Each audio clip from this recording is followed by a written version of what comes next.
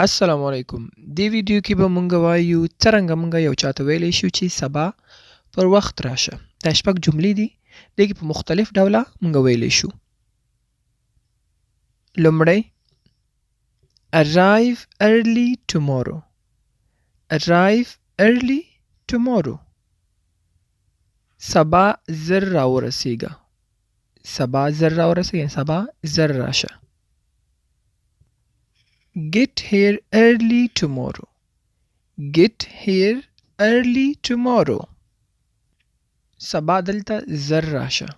Get here early tomorrow. سبا دلته زر راشه. Come on time tomorrow. Come on time tomorrow. سبا پر وخت راشه. On time په وخت باندې. Come on time tomorrow. Don't be late tomorrow. Don't be late tomorrow. سبا ناوخته نشي.